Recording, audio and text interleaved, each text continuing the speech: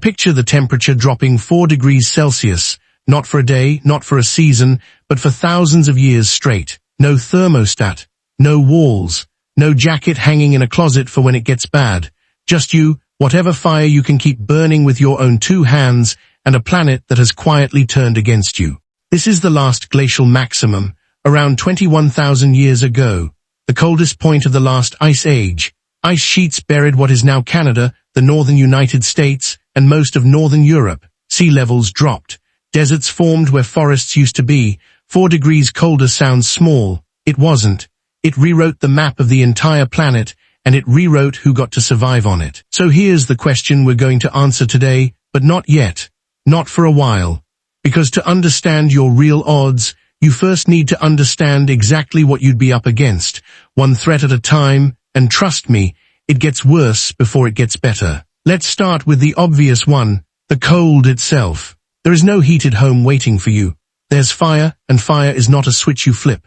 Fire is something you have to feed, protect, and keep alive through every single night, in wind, in snow, sometimes in the back of a cave you're sharing with animals that also want that warmth. You don't get sick days. You don't get a night off.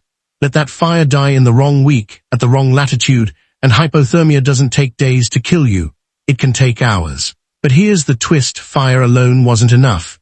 You could sit next to a roaring flame all night and still freeze the moment you stepped outside of its reach. Something else had to change, and it wasn't a bigger fire. It was something almost invisible, a tiny sliver of bone, sharpened to a point, with a hole threaded through one end, the needle. We're talking about roughly 40,000 years ago. Suddenly, humans weren't just draping animal hides over their shoulders and hopping for the best. They were sewing, fitted clothing, layered furs, boots shaped to an actual foot. This one small tool may have done more to keep our species alive through the cold than anything else we invented in that era. But clothing bought you time. It didn't buy you food, and food was its own nightmare entirely. There's no store, no delivery, no pantry stocked for a bad week. Every single calorie has to be hunted down, on foot, in the freezing open, often from an animal many times your size. Mammoths, bison, reindeer that can outrun you without trying.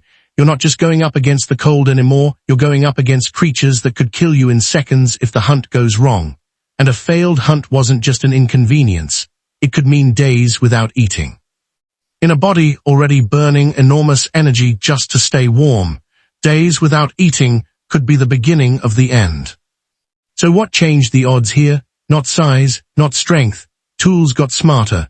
Upper Paleolithic humans started making compound weapons, small detachable spear points and harpoon tips carved from bone and antler, designed to be interchangeable, like an ancient version of a Swiss Army knife.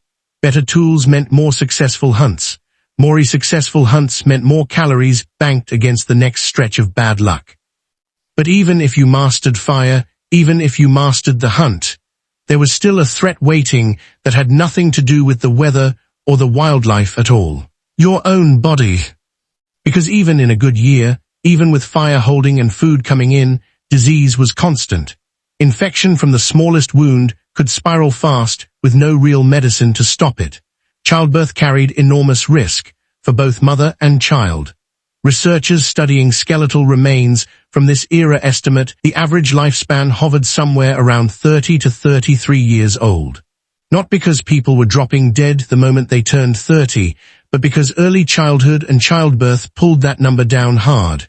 If you made it past those danger years, your odds actually improved. But getting past them was the hard part. And this is where it stops being about fire or spears or needles. Because no single person, no matter how skilled, survived all 3 of these threats alone. Not the cold, not the hunt, not the body's own fragility. The real answer, the thing that tied everything together, was each other. Small, tight-knit groups, shared food, shared warmth, someone to watch the fire while you slept, someone to help when a hunt went wrong, or a birth went wrong, or the cold snapped harder than usual. Survival here was never a solo act. It was a group project, running for generations, with the stakes set at life and death every single day.